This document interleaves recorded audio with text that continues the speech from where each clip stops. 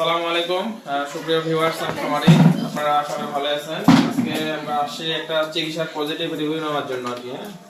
আমরা এই গরুটা প্রায় কতদিন আগে দেখছিলাম আমরা এই গরুটা একটু আগে আছে, সমস্যা নেই, পদ্মাশীলে তো আছে, সমস্যা 2 মাস আগে 1.5-2 মাস আগে এই গরুটা আমরা দেখছিলাম আর কি। এই যে গরুটা পিছনে যে গরুটা দেখতেছেন, এই যে গরুটা চেহারা কিন্তু তখন ভাঙে গেছিল। আর মেইন সমস্যা ছিল ওলানে, তাই না? ওলানের সমস্যা ছিল, ওলানের এমন অবস্থা ছিল, ওনার মা আসতে খুব টেনশনে পড়ে গেছিল গরুটা নিয়ে, যে ভালো হবে কি হবে না এটা নিয়ে। এই গরু বাচ্চা হবে না, এই বাচ্চাটা দেখা একটু, এই যে গরু বাচ্চা, বাচ্চাটা অনেক সুন্দর। কতদিন বয়সে?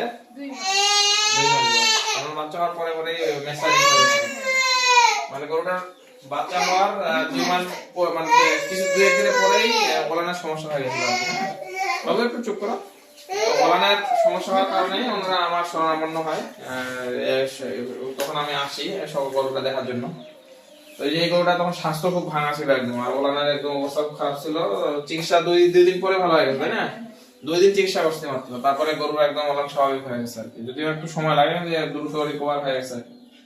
পারফেক্ট টাইমে ডায়াগনোসিসটা করে লাইন অফ ট্রিটমেন্ট করছিল, আল্লাহর রহমতে গরুটা ভালো হয়ে গেছে। তো আজকে আমরা আসছি গরুটা মেইনলি রিভিউ নেওয়ার জন্য। এই যে গরুর মালিক যে মা ছেলে, ওনার তো নাই, ছেলের বউ আছে। আসেন একটু, আপনি এদিকে আসেন, বাচ্চারা থাক, সমস্যা নেই, কলা থাক।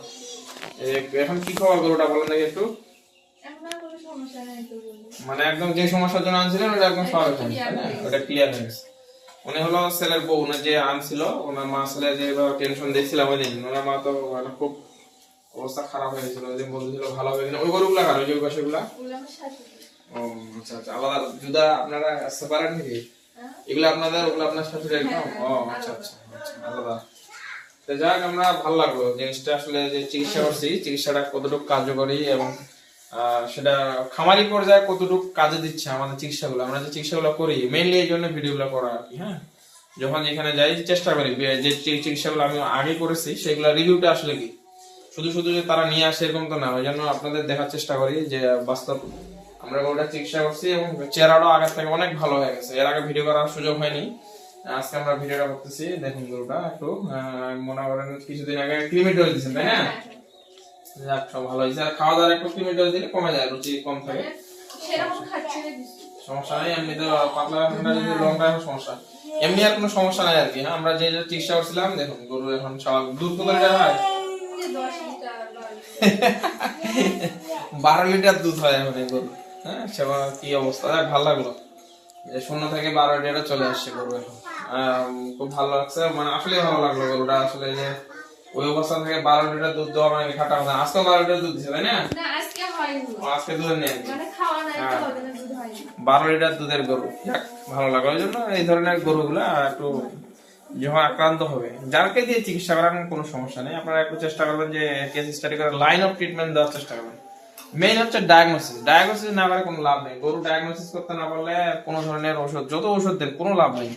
আন্দাজ হলে 25টা ওষুধ দিয়ে তো লাভ নেই। হ্যাঁ, ডিসপেন্সারি ভর্তি করে খালি করে আনে কোনো লাভ নেই।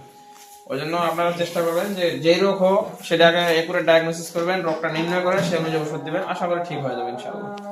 তো আপনাকেও ধন্যবাদ যে আপনি কথাটা বললেন। আপনি জিনিসটা আমাদের ভিডিওগুলো আমরা করি তো দেখানোর জন্য, খামারিদেরকে অনেকেই ফলো করে, চিকিৎসা রিভিউগুলো দেই একটু, আমরাও আমাদেরকেও ভালো লাগে যে চিকিৎসা করছি, গরুটা ভালো হয়ে গেছে। ঠিক আছে খামারি, আপনাদেরকে অসংখ্য ধন্যবাদ ভিডিওটি ধৈর্য ধরে দেখার জন্য। এবং আপনাদের যদি এই ধরনের কোনো সমস্যা হয়, আশেপাশে যারা নিকটস্থ এক্সপার্ট ভেটেরিনারিয়ান আছে, যারা এই ধরনের ডায়াগনোসিস এক্সপার্ট, তাদেরকে দিয়ে চিকিৎসা করবেন, তাহলে হয়তো ক্ষতির মুখে পড়বেন না। ধন্যবাদ।